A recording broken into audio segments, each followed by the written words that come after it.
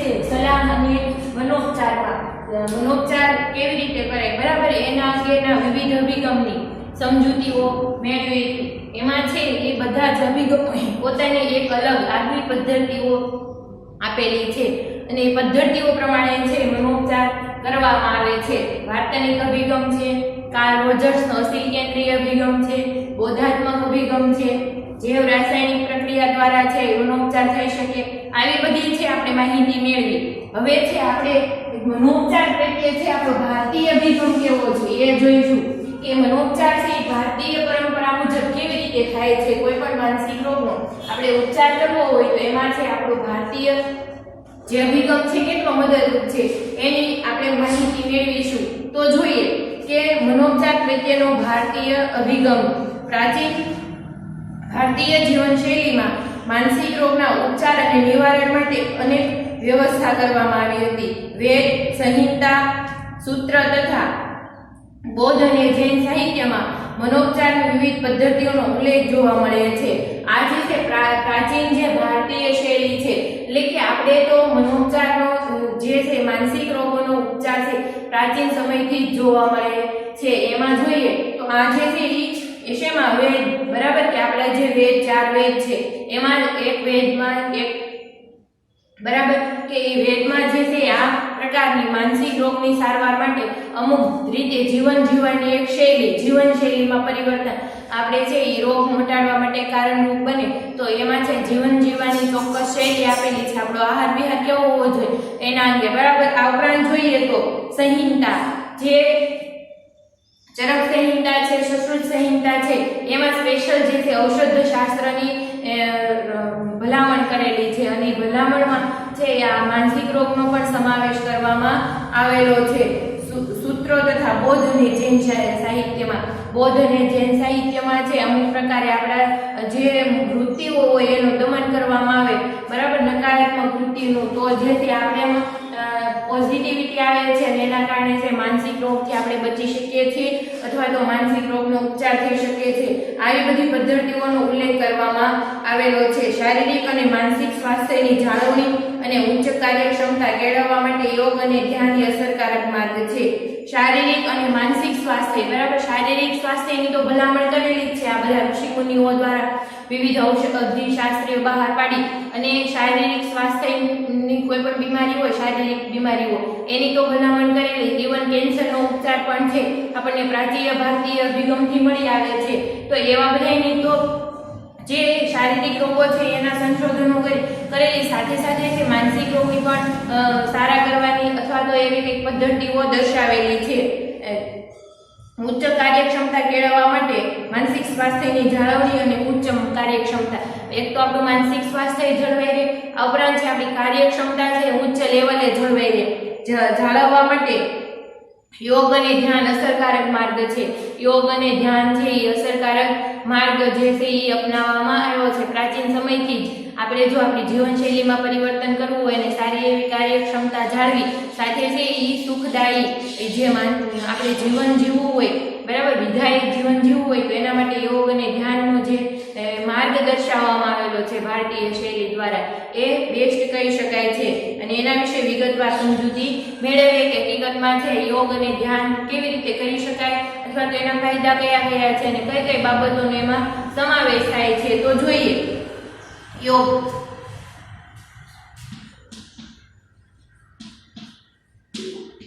આજે છે એ યોગની માહિતી ભારતીય અભિગમમાં છે એ આપેલી છે અને આ યોગને અત્યારે આંતરરાષ્ટ્રીય યોગ દિવસ તરીકે ઉજવવામાં આવે. હમણાં 21 જૂન, બરાબર, એ ઉજવો હતો. અને આ ઉપરાંત જોઈએ તો વિદેશોમાં પણ હવે છે યોગનું મહત્વ વધતું રહ્યું છે.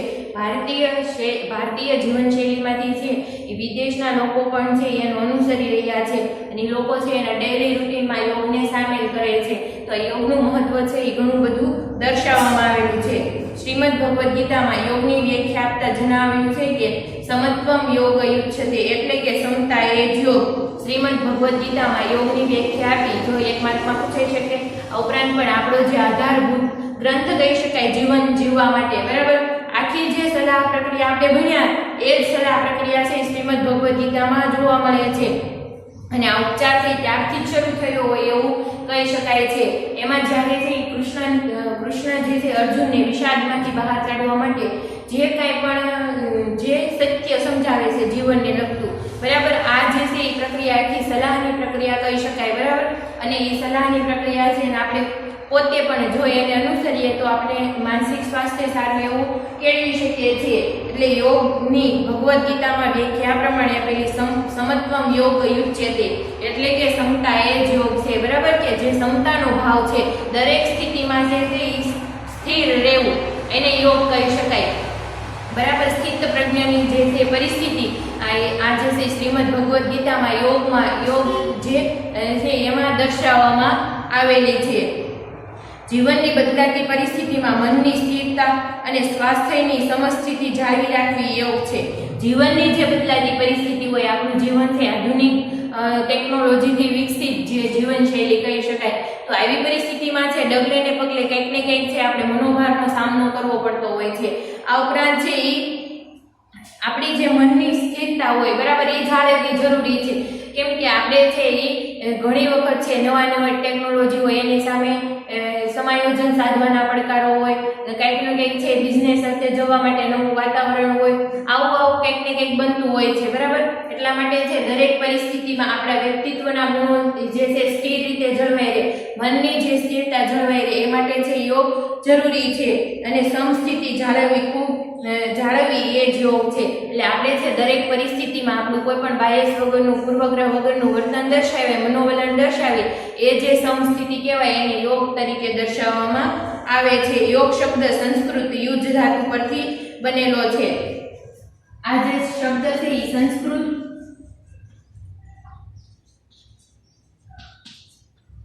યુજ ધાતુ પરથી બનેલો છે.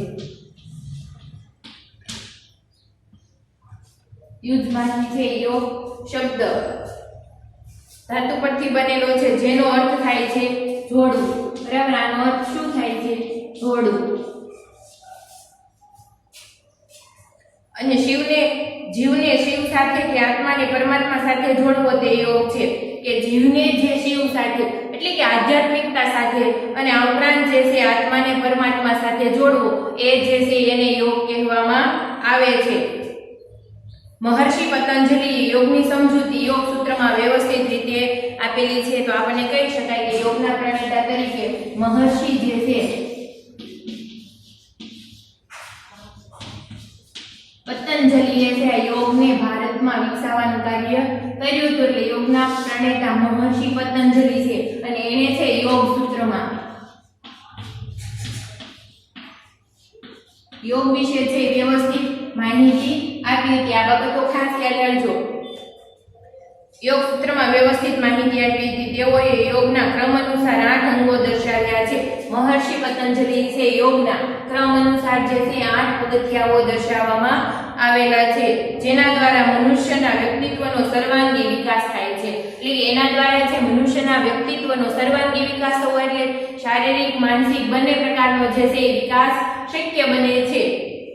અને આ 8 અંગોના યોગના પગથિયા તરીકે પણ ઓળખાવી શકાય કે આ 8 અંગો જે દર્શાવ્યા છે ક્રમમાં એને યોગના 8 પગથિયા તરીકે પણ દર્શાવી શકાય છે. તો એમાં જે તે 2 પ્રકારના સોપાનો દર્શાવવામાં આવેલા છે. એક તો છે રાજયોગ અને બીજો છે હઠયોગ, બરાબર. તો આપણે જે છે એ જોઈએ તો પહેલું પગથિયું છે યમ.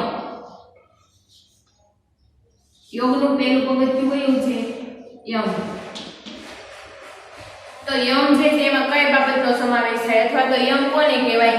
યમ એટલે વર્તનમાં નિષેધક બાબતોને સામેલ ન કરવી. યમ એટલે શું કે વર્તનમાં કોઈ પણ પ્રકારની નિષેધાત્મક છે, નેગેટિવિટી છે એને સામેલ ન કરવી. નકારાત્મક જે લાગણી છે, બરાબર, એને સામેલ ન કરવી. તો કઈ કઈ બાબતો આવી શકે? તો કે યમમાં અહિંસા, સત્ય, અસ્તેય, બ્રહ્મચર્ય અને અપરિગ્રહનો સમાવેશ થાય છે. યોગમાં છે અહિંસા, સત્ય, બ્રહ્મચર્ય, અપરિગ્રહ, બરાબર, અને આ બધાનો સમાવેશ કરવામાં આવેલો છે. ગાંધીજીએ એકાદશ વ્રતમાં આ 5 મહાવ્રતને પણ સામેલ કરે છે. ગાંધીજીએ જે એકાદશ વ્રત આપેલા છે, બરાબર, આપણે છે ગાંધી જયંતિ 2 ઓક્ટોબરના દિવસે જોયું હતું કે જે ગાંધીજીના મૂલ્યો હતા બરાબર, એ એના એકાદશ વ્રતના આધારે હતા અને મારું જીવન એ જ મારો જે છે સંદેશ, એવું ગાંધીજીએ દર્શાવેલું છે. કેમ કે એ જે છે પોતે જ્યાં સુધી પોતે પોતાના વર્તનમાં એવી ટેવ ન અપનાવે ત્યાં સુધી છે એ પોતે બીજાને કોઈ પણ કાર્ય કરવા માટે છે પ્રેરિત કરતા નહીં. એટલે એનું જીવન હોય એવું જ બીજા પાસે જીવવાની અપેક્ષા રાખતા હતા. એટલે એમાં જે છે એને અહિંસા, સત્ય, અસ્તેય, બ્રહ્મચર્ય અને અપરિગ્રહનો સમાવેશ કરેલો છે. અહિંસાનો અર્થ થાય છે અન્ય જીવોને કારણ વગર, આમાં જે છે કેટલા પગથિયાનો સમાવેશ થાય? પહેલું અહિંસા,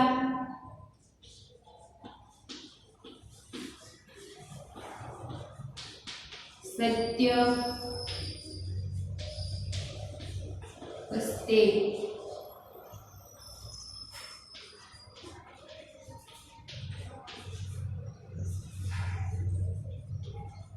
બ્રહ્મચર્ય.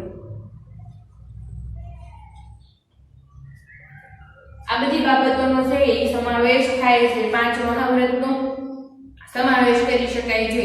તો અહિંસા એટલે શું કે આમાં છે કોઈ પણ કારણ વગર બરાબર, એટલે કે અન્ય જીવોને કારણ વગર મન, વચન કે કર્મથી પણ નુકસાન ન પહોંચાડવું. આમાં શું કીધું કે અહિંસા એટલે શું કે માત્ર છે આપણે અન્ય જીવોને મારી નાખીએ અથવા તો એનો જીવ લઈ લે એ જ નહીં, પરંતુ અહિંસાનો અર્થ છે અહીંયા સ્પષ્ટ કરેલો, એકદમ ક્લિયર કરેલ, મન, વચન અને કર્મથી બરાબર. મનમાં જે વિચાર કરીને પણ કોઈનું ખરાબ થાય એવું વિચારવું નહીં.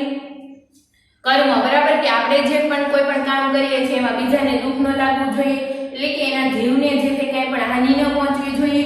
અને મન, વચન અને એટલે બોલીને પણ અન્ય લોકોને જે છે આપણે બોલીને પણ દુઃખ પહોંચાડતા હોઈએ. અહિંસા એટલે કે મન, વચન અને કર્મથી કોઈ પણ જીવોને જે છે એ નુકસાન ન પહોંચાડવું, એટલે કે અન્યને નુકસાન ન પહોંચાડવું, એને છે અહિંસા કહેવામાં આવે છે. માત્ર મારામારી ન કરવી કે એવું નહીં, પરંતુ મન, કર્મ અને વચન ત્રણેય પાસાથી છે આપણે કોઈ દિવસ કોઈને દુઃખ ન પહોંચાડવું, અન્ય જીવોની હિંસા ન કરવી, બરાબર નુકસાન ન પહોંચાડવું, એને અહિંસા કહેવામાં આવે છે. સત્ય એટલે ખોટું ન બોલવું. સત્ય એટલે શું કે ખોટું ન બોલવું, જે પરિસ્થિતિ હોય એ વાસ્તવિક રીતે રજૂ કરવી. આ ઉપરાંત જોઈએ અસ્તેય એટલે માનસિક અને શારીરિક રીતે શુદ્ધ વર્તનનો આગ્રહ અને બ્રહ્મનું ચિંતન. અસ્તેય એટલે શું? માનસિક અને શારીરિક રીતે શુદ્ધ વર્તન, એટલે કે આપણે છે એ દેખાડો પણ કઈ કરતા હોય વર્તનનો અને આપણું જે માનસિક પાસું હોય એ પણ અલગ જોવા મળતું હોય. આવી પર્સનાલિટી છે એવી નહીં, પરંતુ એવી પર્સનાલિટીની સમજૂતી છે કે એમાં છે એ માનસિક અને શારીરિક બંને વર્તન છે એ આપણા માનસિક રીતે આપણે જે વિચારતા હોય એવું જે આપણું વર્તન અસ્તિત્વમાં આવવું જોઈએ. અને બ્રહ્મનું ચિંતન કરવું એટલે કે પરમાત્મા સાથે એક પ્રકારનું જોડાણ રાખવું, બ્રહ્મનું ચિંતન કરવું એવું કહી શકાય. જ્યારે અપરિગ્રહ એટલે વાસ્તવિક જરૂરિયાત કરતા વધારે વસ્તુઓનો સંગ્રહ ટાળવો. અપરિગ્રહ એટલે શું કે વાસ્તવિક જે આપણી જરૂરિયાત છે એના કરતા જે વધારાની વસ્તુઓ છે એ ટાળવી, એટલે કે આપણી જરૂરિયાતને કંટ્રોલમાં રાખવી બરાબર. આપણે જે છે આવું જોઈએ તો પર્યાવરણ બચાવવાના ઉપાયો તરીકે પણ કહી શકાય કે અત્યારે પ્રદૂષણ ને એવું બધું જે વધી રહ્યું છે ત્યારે છે આપણે જો પર્યાવરણને નુકસાન પહોંચાડીએ એટલે આપણે શારીરિક સ્વાસ્થ્યને પણ નુકસાન પહોંચે. જ્યારે આપણું શારીરિક સ્વાસ્થ્ય બરાબર ન હોય ત્યારે છે માનસિક સ્વાસ્થ્યને નુકસાન થવાની સંભાવના વધી જાય. એટલે છે આપણે જરૂરિયાત કરતાં વધારે વસ્તુઓનો જે છે ઉપયોગ ટાળવો જોઈએ. વાસ્તવિક જે જરૂરિયાત હોય એટલી જ વસ્તુઓનો સંગ્રહ કરવો જોઈએ, જરૂરિયાત કરતાં વધારે વસ્તુઓનો સંગ્રહ કરવો જોઈએ નહીં એવું કહી શકાય છે.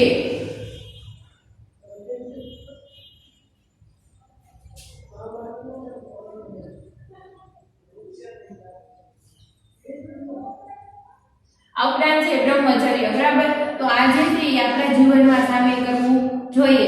આમાં જે છે સતત આધ્યાત્મિક બાબત સાથે જોડાયેલું રહેવું. નેક્સ્ટ છે આ એક નિયમ જોયો બરાબર, આ બીજો છે નિયમ.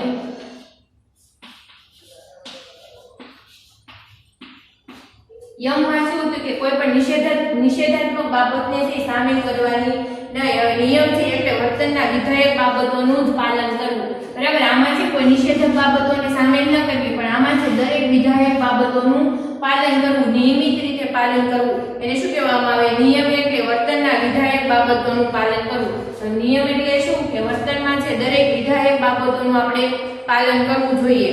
અને તેમાં ચોશ, સંતોષ, તપ, સ્વાધ્યાય અને ઈશ્વર પ્રાણી ધ્યાનનો સમાવેશ થાય છે. આમાં કઈ કઈ બાબતોનો સમાવેશ કરી શકાય? તો એક છે ચોશ,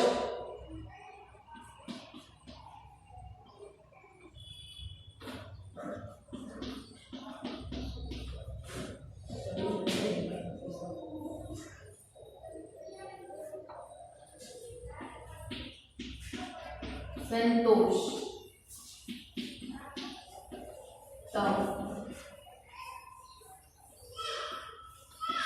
સ્વાધ્યાય,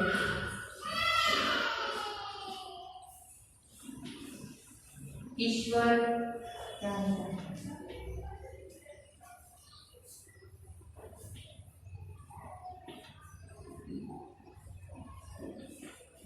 અને આ ઈશ્વર પ્રાણીધનનો સમાવેશ આમાં કરવામાં આવે છે. ચોશ, સંતોષ, તપ, સ્વાધ્યાય અને ઈશ્વર પ્રાણીધનનો સમાવેશ છે ઈ કરી શકાય છે. તો આપણે જોઈએ ચોશ એટલે શરીરની આંતરિક અને બાહ્ય બંને રીતે શુદ્ધિ. બરાબર, આપણે છે સારું સ્વાસ્થ્ય જાળવવા માટે જે ચોશ બહુ જરૂરી છે. એટલે શું કે શરીરની જે આંતરિક શુદ્ધિ છે એ ઉપરાંત શરીરની બાહ્ય શુદ્ધિ પણ જરૂરી હોવી જોઈએ. બરાબર, આંતરિક શુદ્ધિ એટલે કે આપણે છે આપણા મનને સદાય પ્રફુલ્લિત રહે એવું વાતાવરણ ક્રિએટ કરવું જોઈએ, અથવા તો આપણી વિધાયક સુખાકારીમાં વધારો થાય એ આંતરિક શુદ્ધિ છે. બરાબર, આ ઉપરાંત છે બાહ્ય શુદ્ધિ, જેથી આપણે સ્નાન દ્વારા એવી રીતે શરીર શુદ્ધ કરતા હોઈએ. આંતરિક અને બાહ્ય શુદ્ધિ છે એકદમ જરૂરી. સંતોષ એટલે શું કે જે પ્રાપ્ત થયું છે તેને પૂરતું માનવું. સંતોષ એટલે કે આપણને જે મળ્યું છે એમાં જેથી કે આપણને કહેવત છે સંતોષી નર સદા સુખી, એટલે કે આપણી જરૂરિયાત ઉપર કંટ્રોલ આવી જાય તો જે આપણને જે મળ્યું છે એમાં સંતોષ અથવા તો આપણી પાસે હોવાનો અહેસાસ થાય, એટલે જે છે સંતોષની લાગણી ઉત્પન્ન થાય છે. જે મળ્યું છે તેને પૂરતું માનવું. બરાબર, આ એક પ્રકારની તપ એટલે શરીરને અમુક પ્રકારના કાર્યો કરવા સક્ષમ બનાવવાનો પ્રયાસ કરવો. તપ એટલે શું કે શરીરને જે છે અમુક પ્રકારના કાર્યો કરવા માટે સક્ષમ બનાવો. કોઈ પણ પરિસ્થિતિ હોય તો એમાં જે છે આપણું શરીર એકદમ સુદૃઢ રીતે કાર્ય કરી શકે એ માટે છે સક્ષમ બનાવો, એને તપ કહી શકાય છે. સ્વાધ્યાય એટલે વ્યક્તિનો સ્વ અભ્યાસ. સ્વાધ્યાય એટલે શું કે વ્યક્તિનો જે છે ઈ સ્વ અભ્યાસ, વ્યક્તિ પોતાના વિશે કેટલું જાણે છે, પોતાની ખામીઓ અને પોતાની ખૂબીઓ. બરાબર, એ પોતાનો જ અભ્યાસ કરવો, પોતાની જાતને સમજવી અને સ્વાધ્યાય તરીકે લેવામાં આવે છે. ઈશ્વર પ્રાણીધાન એટલે પોતાની જાતને સર્વશક્તિમાન સત્તાને સમર્પિત કરવી. ઈશ્વર પ્રાણીધાન એટલે શું કે ઈશ્વરને જે છે આપણું સંપૂર્ણ અસ્તિત્વ સોંપી દેવું અને જે છે સર્વસત્તામાન શક્તિમાન સત્તાને આપણી પોતાની જાતને છે આપણું અસ્તિત્વ સોંપી દેવું, એને છે ઈશ્વર પ્રાણીધાન કહેવામાં આવે છે. હવે આપણે નેક્સ્ટ જોઈએ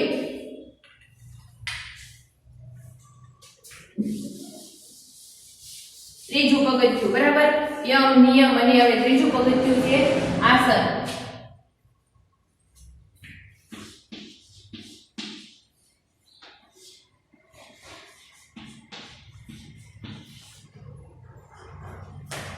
આસન એટલે કે મન અને શરીરને સ્થિર કરનાર ચોક્કસ પ્રકારની શારીરિક સ્થિતિની તરે. આસન એટલે શું કે મન અને શરીરને સ્થિર કરનાર. આસનમાં છે આપણે વિવિધ પ્રકારના યોગાસનો વિશે જોઈએ, જેમ કે શ્વાસન છે, તાડાસન છે, બરાબર, ચક્રાસન છે. આવા બધા જે આસનો છે યોગ આપણે કરતા જોવા મળતા હોય, એટલે એમાં છે બે પ્રકારે આપણું શરીર અને મન બંને સ્થિર થાય છે.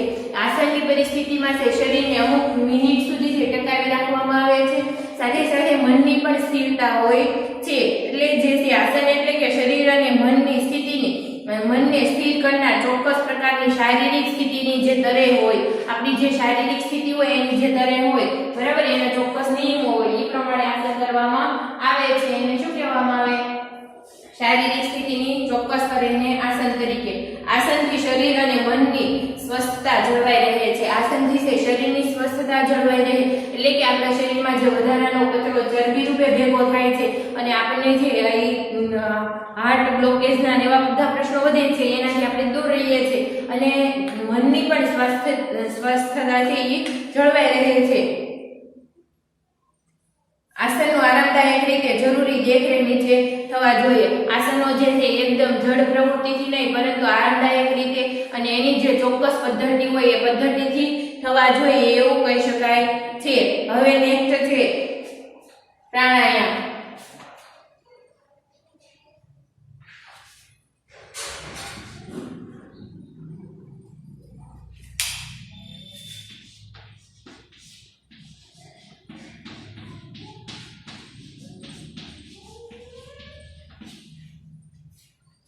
પ્રાણાયામ એટલે શ્વાસોશ્વાસની ચોક્કસ પ્રક્રિયા. પ્રાણાયામ એટલે શું કે શ્વાસોશ્વાસની જે ચોક્કસ પ્રક્રિયા હોય, વિવિધ જે પ્રક્રિયા હોય એને શું કહેવામાં આવે છે? પ્રાણાયામ કહેવામાં આવે છે. એટલે કે આપણે જે છે શ્વાસોશ્વાસને ચોક્કસ પરિસ્થિતિ પ્રમાણે એને એક તરેજમાં ઢાળવામાં આવે એને છે પ્રાણાયામ કહી શકાય છે. પ્રાણાયામથી સ્વયં સંચાલિત ચેતાતંત્ર અને મન પર કાબુ મેળવી શકાય છે. પ્રાણાયામથી છે સ્વયં સંચાલિત જે ચેતાતંત્ર છે એમાં જે અનુકંપી તંત્ર અને પરાનુકંપી તંત્ર હોય, તો અનુકંપી તંત્ર છે એ અમુક સમયે આપણું સક્રિય થાય છે ભય અને કટોકટીની પરિસ્થિતિમાં. પરંતુ જો આપણામાં ક્ષમતાનો ભાવ હોય તો આ જે છે એ ભય અને ભયની પરિસ્થિતિ ઉત્પન્ન ન થાય એટલે અનુકંપી તંત્ર ઉપર જે છે કંટ્રોલ રાખી શકીએ છીએ. બરાબર? એટલે છે સ્વયં સંચાલિત ચેતાતંત્ર અને મન ઉપર કાબુ મેળવી શકાય છે. આપણું મન છે એકદમ ચંચળ છે, એના કારણે છે આપણે એક જગ્યાએ ધ્યાનની એકાગ્રતા ટકાવી શકતા નથી. પરંતુ પ્રાણાયામ શ્વાસોશ્વાસની ક્રિયા હોય તો એમાં જે છે આપણે આપણું ધ્યાન જે છે એક જગ્યાએ ટકાવી શકીએ છીએ. અને પ્રાણાયામના વિવિધ પ્રકારો જે નિષ્ણાત વ્યક્તિની દેખરેખ હેઠળ થવા જોઈએ.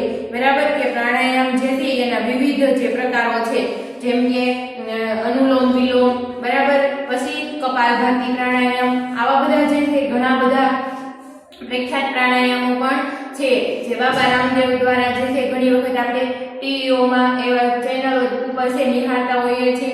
આ ઉપરાંત જે વિવિધ પ્રકારો છે નિષ્ણાત વ્યક્તિની દેખરેખ હેઠળ થવા જોઈએ એની એક ચોક્કસ પ્રક્રિયા છે અને એમાં જે લોકો નિષ્ણાતો હોય છે, બરાબર, તો આમાં જે છે ઘણી વખત ધ્યાન વિપશ્યના કેન્દ્ર ને એવું બધું ચાલતું હોય તો એમાં છે ઈ ખાસ જૈન લોકો દ્વારા છે આવું ચલાવવામાં આવે છે. તો આમાં છે નિષ્ણાત વ્યક્તિઓ દ્વારા છે ઈ પ્રાણાયામની પરિસ્થિતિ અથવા તો ચોક્કસ છે તરહ દર્શાવવામાં આવે છે. અને ઘણા લોકો છે મોર્નિંગ વોકમાં જતા હોય ત્યારે ગાર્ડનમાં ને પ્રાણાયામ કરતા જોવા મળે છે. કુંભક રેચક પ્રક્રિયા છે એમાં જોવા મળે છે. બરાબર? તો કુંભક એટલે શું?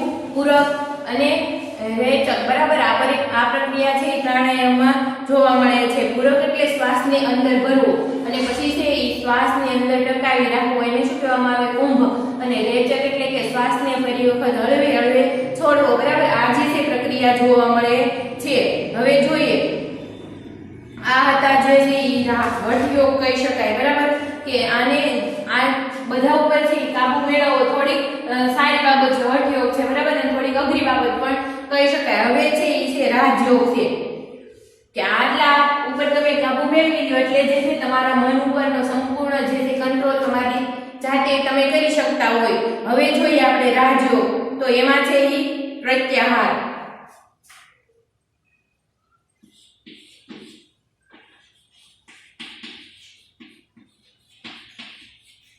પ્રત્યાહાર એટલે શું? કે પ્રત્યાહાર એટલે બાહ્ય અને આંતરિક ઉદ્દીપકો પરથી ધ્યાનને પાછું ખેંચવું. પ્રત્યાહાર એટલે કે આપણું મન એકદમ ચંચળ હોવાથી બાહ્ય અને આંતરિક ઉદ્દીપકો પર જે છે ઝડપથી ધ્યાન જતું હોય તો એ ધ્યાનને પાછું ખેંચવા માટેનો પ્રયત્ન જે છે પ્રત્યાહાર દ્વારા શિક્ષિત અને અભિસંધિત પ્રતિક્રિયાઓ ઘટાડવામાં મદદ મળે છે. પ્રત્યાહારથી શું ફાયદો થાય છે કે આપણે જે શીખી ગયેલી ક્રિયા હોય, વર્તન ટેવો હોય એ ઉપરાંત જે છે અભિસંધિત જે જોડાણયુક્ત પ્રતિક્રિયા હોય જે આપણું મન જે છે વારંવાર એ બાજુ આકર્ષાતું હોય તો એને જે છે એ પાછી ખેંચવા માટે મદદરૂપ મળે છે પ્રત્યાહારથી. નેક્સ્ટ છે ધારણા.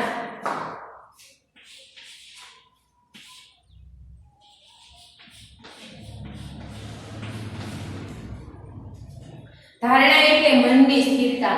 ધારણા શું કહેવાય? એટલે કે મનની સ્થિરતા. જે મનનું સંચળતાપણું છે એકદમ દૂર થઈ જાય છે, મન એકદમ સ્થિર થાય છે. ધારણામાં વ્યક્તિએ પોતાના મનને શાંત રાખી સતત અને લાંબા સમય સુધી કોઈ એક વસ્તુ કે વિષય પર ટકાવી રાખવા માટે પ્રયાસ કરવાનો છે. ધારણામાં શું કરવાનું છે? મનની સ્થિરતા કેળવવાની છે.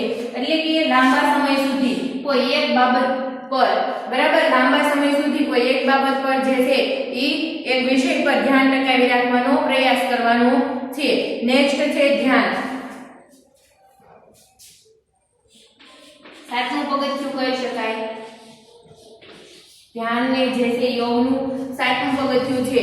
તો ધ્યાનમાં શું છે? ધ્યાન એટલે કોઈ વસ્તુ કે ઉદ્દીપક પર મનનું કેન્દ્રીકરણ. ખાસ યાદ રાખજો ધ્યાનની વ્યાખ્યા એક માર્કમાં પણ પૂછાઈ શકે છે. ધ્યાન એટલે શું? કોઈ પણ વસ્તુ કે ઉદ્દીપક પર મનનું જે કેન્દ્રીકરણ થવું, બરાબર, એને ધ્યાન કહેવામાં આવે છે. તો આ વસ્તુ કે ઉદ્દીપક છે કોઈ પણ આંતરિક પણ હોઈ શકે અને બાહ્ય પણ હોઈ શકે. સતત આપણે મનને એકાગ્રતા કેળવી શકીએ એ બાબતને જે છે ચોક્કસ એના જે વાસ્તવિક રૂપમાં આપણે જાણી શકીએ એને ધ્યાન કહેવામાં આવે છે. કે એક વસ્તુ પર જે છે આપણે લાંબો સમય સુધી ધ્યાન એકાગ્ર કરી શકીએ છીએ.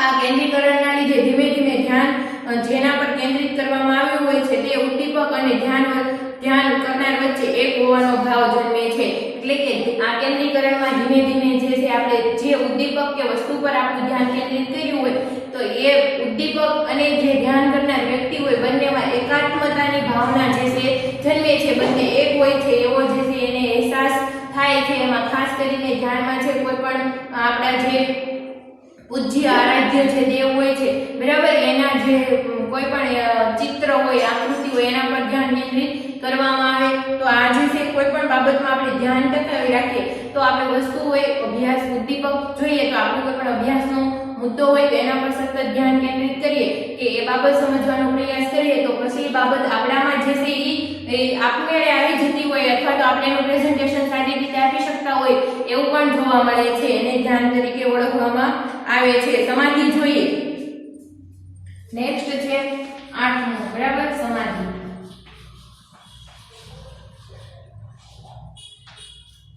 સમાધિ એટલે શું? કે સમાધિ એટલે ધ્યાન કરનાર અને ધ્યાનના ઉદ્દીપક બંનેનું એકીકરણ. એટલે કે આ જે છે ધ્યાન કરનાર વ્યક્તિ અને ધ્યાનનું જે ઉદ્દીપક છે જેના પર વ્યક્તિ પોતે ધ્યાન કેન્દ્રિત કરે છે એ બંનેનું એકીકરણ એટલે એકાત્મતાનો ભાવ જે છે એને શું કહેવામાં આવે? એ સમાધિ કહેવામાં આવે છે. જ્યાં બધા ક્લેશો સમાપ્ત થઈ જાય છે, બરાબર, કે ત્યાં જે છે જીવનના જે સમગ્ર જે ક્લેશો છે, દુઃખો છે એનો અંત આવી જાય છે અને વ્યક્તિ છે એ સ્થિત પ્રજ્ઞતાનો જે ભાવ છે એને અહીંયા મેળવે છે, એને પ્રાપ્ત કરે છે એવું કહી શકાય. મન નીરવ થઈ જાય કે મન જે છે એક પ્રકારની માનસિક શક્તિનો અનુભવ થાય અને જે છે અતિશય પ્રફુલ્લતા, બરાબર, પ્રસન્નતાનો અનુભવ થાય છે. એને ધ્યાન તરીકે સમાધિ છે. આ અષ્ટાંગ યોગનું અંતિમ પગથિયું છે અને આ જે છે જ્યારે સમાધિની અવસ્થાઓ પ્રાપ્ત કરી લે છે ત્યારે વ્યક્તિને ઘણી વખત બાહ્ય જગતનું પણ જ્ઞાન રહેતું નથી અને એ પોતે સમાધિની અવસ્થામાં જતે એટલે પ્રાચીન સમયમાં ઋષિ મુનિઓ જોજો તમે કાંઈ પણ ખોરાક કે પાણી પીધા વગરના પોતે છે એક પ્રકારની તપની ક્રિયામાં છે સમાધિ સુધી પહોંચી જતા અને ત્યાંથી એક કે સ્થિતિમાં પોતાના શરીરને ટકાવી શકતા. એનો અર્થ જે છે આમાંથી શક્તિ રહેલી હોય છે કે મનને અતિશય બધા જે ક્લેશો જે છે બધી બાહ્ય જરૂરિયાતો છે અહીંયા સમાપ્ત થઈ જાય છે અને ઉદ્દીપક જે વસ્તુ છે એની સાથે એકાત્મતાનો ભાવ બંધાય છે. એટલે મન જે છે એકદમ નીરવ થઈ જાય અને અષ્ટાંગ યોગનું અંતિમ પગથિયું કહી શકાય. અહીંયા સુધી પહોંચવું એ ખૂબ અઘરી બાબત છે પરંતુ અશક્ય નથી.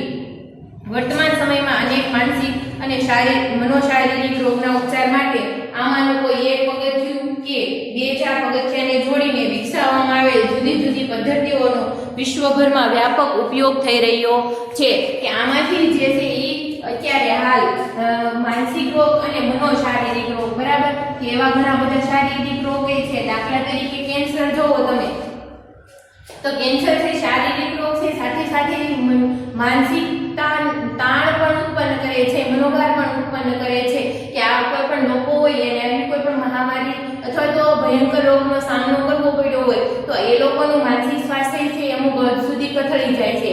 એટલે કે એના કાર્યકર્તૃત્વમાં સ્ટેબિલિટી રહેતી નથી, એટલે કે લોકો સ્ટેબલ રહેતા નથી. તો ત્યારે જે છે યોગનું કોઈ પણ એક પગથિયું કે વિવિધ પગથિયાઓને જોડીને એક ચોક્કસ પદ્ધતિ બનાવવામાં આવે છે અને એ પદ્ધતિ પ્રમાણે સારવાર કરવામાં આવે છે અને લોકોનું મનોબળ મજબૂત બને. આવા જે લોકો હોય દર્દીઓ એનું મનોબળ મજબૂત બને એ માટેના પ્રયાસો કરવામાં આવે છે. અત્યારે જો આપણે કોરોના મહામારીમાં જ્યારે લોકડાઉનની પરિસ્થિતિ હતી તો વિવિધ જે સાયકાટ્રીઓ હોય એટલે કે શારીરિક રોગની સાથે સાથે માનસિક રોગના નિષ્ણાંતો હોય અથવા તો શારીરિક રોગની જે સારવાર કરતા હોય ડોક્ટરો હોય, નિષ્ણાંતો હોય, બરાબર, એ લોકોનું પણ એવું જ મંતવ્ય હતું કે આવી પરિસ્થિતિમાં જે છે યોગ સતત ઘરમાં રહેવાથી આપણો જે છે માનસિક સ્ટ્રેસમાં વધારો, ચિંતામાં, બરાબર, એક પ્રકારની એન્ઝાઇટી અત્યારે એક રૌદ્ર સ્વરૂપ પકડ્યું હોય એવું કહી શકાય છે. તો આ એન્ઝાઇટીથી દૂર રહેવા માટે પણ આ યોગ જે છે એ ખૂબ મહત્વનો છે, બરાબર, અને જે છે એ જુદા જુદા લોકો દ્વારા છે યોગ આસનો આવું બધું છે સોશિયલ મીડિયામાં પણ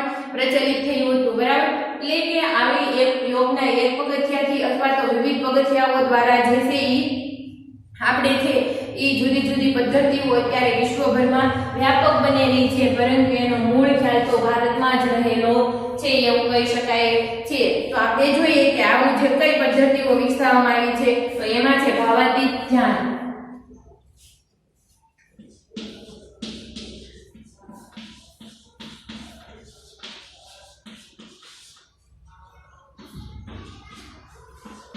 ભાવાતીત ધ્યાનમાં જોઈએ ધ્યાન એ અષ્ટાંગ યોગનું 7મું પગથિયું છે. ધ્યાન છે અષ્ટાંગ યોગનું કેટલામું પગથિયું છે? 7મું પગથિયું કહી શકાય છે. માનસિક સ્વાસ્થ્યની જાળવણી અને વૃદ્ધિ માટે ધ્યાનનો સ્વતંત્ર ઉપચાર પદ્ધતિ તરીકે પણ વિશ્વ સ્તરે બહોળો ઉપયોગ થવા લાગ્યો છે. કે માનસિક સ્વાસ્થ્યની જાળવણી અને આપણે માનસિક સ્વાસ્થ્યની વૃદ્ધિ કરવી હોય તો પણ જે છે ઈ આ ભાવાતીત ધ્યાનનો વિશ્વ લેવલે વિશ્વના જુદા જુદા દેશોમાં પણ આ પદ્ધતિનો ઉપયોગ કરવામાં આવે છે. જ્યારે અમુક આંતરિક કે બાહ્ય સ્થાન પર મન કેન્દ્રિત થઈ શકવાની ટેવ કેળવાઈ જાય ત્યારે તેનામાં તે સ્થાન તરફ અખંડ સ્વરૂપે વહેવાની શક્તિ આવે છે, જેને ધ્યાન કહે છે. કે જ્યારે તે અમુક બાહ્ય કે આંતરિક જે ઉદ્દીપક હોય એના પર જે છે આપણે ધ્યાન કેન્દ્રિત કરવાની જે આપણામાં શક્તિ કેળવાઈ જાય છે એને છે એ ધ્યાન કહેવામાં આવે છે. ધ્યાન વ્યક્તિને તેના કુદરતી સ્વરૂપની નજીક લઈ જાય છે.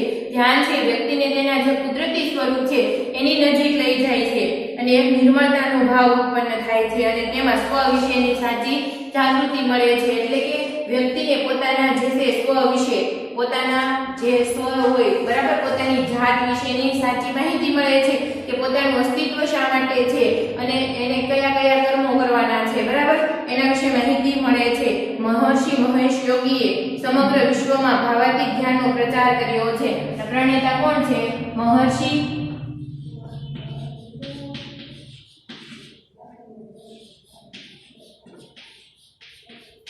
મહેશ યોગી. મહર્ષિ જે મહેશ યોગી છે એના દ્વારા જે સમગ્ર વિશ્વમાં ભાવાતીત ધ્યાનનો પ્રચાર કરવામાં આવેલો છે.